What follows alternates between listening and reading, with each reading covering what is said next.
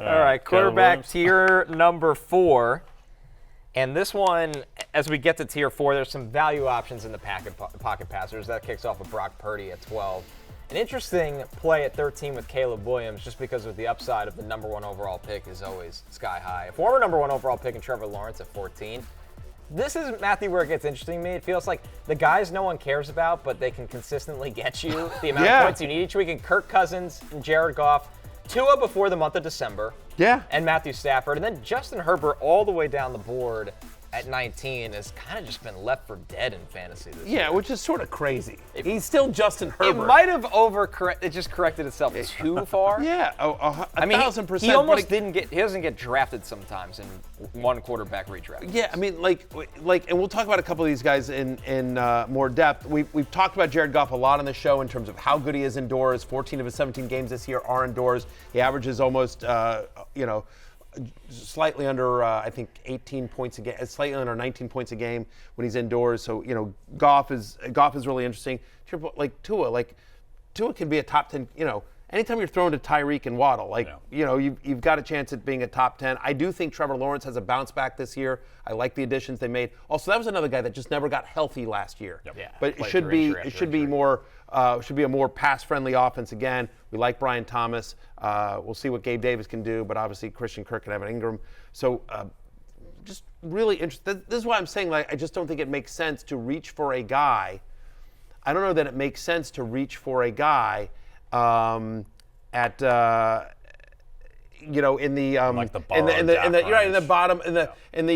tier 3 range, right? Because the difference between 6, tier 3 and tier 4 round. sort of things like we can talk about Caleb and Kirk Cousins, but all these guys have top 10, top 12-ish potential. Like the difference this year between quarterback 9 and quarterback 14 on any given week is like minuscule. Yep. It's going to be a little bit matchup dependent, and it's going to be like, does the wide receiver step out of bounds at 1 and running back runs in, or does he, hold the ball out and now it's a touchdown pass? Yeah. We'll get back to those guys. Wow. We'll get back to those guys.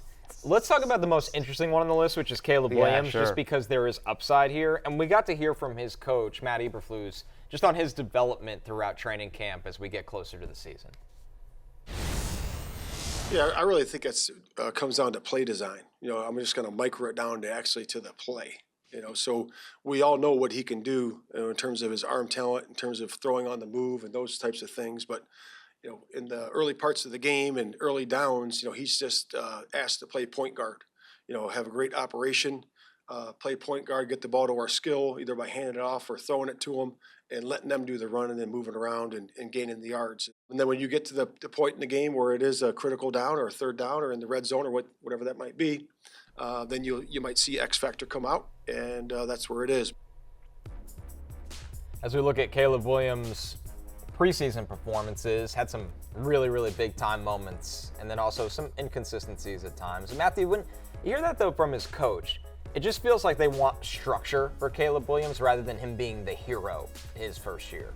Yeah, rightfully so, because that's why they screwed up Justin Fields. Well, and that's what happened to him at USC. Yeah, of course. And it didn't go so well as a team goal. Yeah, exactly. And that's why you bring in a Keenan Allen, you draft a Rome Odunze, you bring in Gerald Everett, who, not that he's the most exciting guy, but he's a veteran, and he's a veteran in this offense as well. And so you've got Cole Kmet and DJ Moore, the veterans from the Bears, sticking around for another year. And so, as you see just Caleb Williams just do stuff that you're like, oh, okay, yeah, that'll work.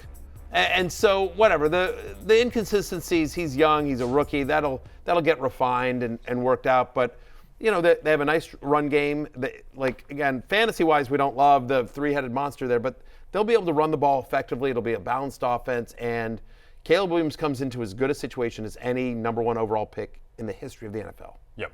I think the concern would be that there's a lot of uncertainty, obviously, just with he's a rookie, he's going to play for an offensive coordinator who's just gotten there. Offensive line is okay, but perhaps not a huge strength of the team. Keenan Allen is older. So that would be the bearish case on Caleb. And I just think that at cost, I would probably be fine buying into what I think is a more stable situation. Like at cost, like Matthew Stafford, Trevor Lawrence, these guys. But like, what is there upside for Caleb Williams to be like a top 5 quarterback, top 7 quarterback? That seems a bit rich. I don't see that this year. Yeah, it's hard to see him getting to the rushing. I mean, there's a guy that did have double-digit rushing touchdowns 2 years at USC, but he's also like, he's not going to be running the way that Jaden Daniels is going to run. He's not going to run like, Anthony Richardson or Kyler Murray or one of those guys. So hard to see him get there. But I will say that I actually don't mind. There's definitely a better than average chance that he outperforms ADP. And assuming that you're in a 1 quarterback league, that's why I don't mind taking the flyer on Caleb Williams, because the replacement cost, if Caleb Williams doesn't work, isn't that hard. Yep. Because to your point, like Stafford, Cousins, guys like this, they're not even being drafted in leagues. Yeah. Geno Smith, QB 25. Geno, who was a top 10 fantasy quarterback a year ago, and now gets Ryan Grubb, who, led FBS in passing yards each of the last 2 years in Washington, right? A stable quarterback in this tier is Kirk Cousins. Now, everybody's kind of wondering where Cousins is at physically after the torn Achilles last year. Bijan Robinson was asked about Cousins this week. He said he's definitely ready to go. He told Jim Rome this, by the way, on Wednesday. He looks amazing. Like, he didn't even tear his Achilles. I mean, the dude's out here sprinting in practice and just having fun with it. So, I know he's amped up. I know he's ready to go. But just to see his progress from where he got here to now and seeing how ready he is, I'm excited for him. Yeah, Cousins has finished as a top 12 fantasy quarterback in points per game each of the last 4 seasons. It used to be, that's the joke. That's his name. Kirk Cousins, a top 12 quarterback. Like, he's never top 10. And he's never top 14. He's always like, he's top 12. And never on Primetime. Right, right, exactly.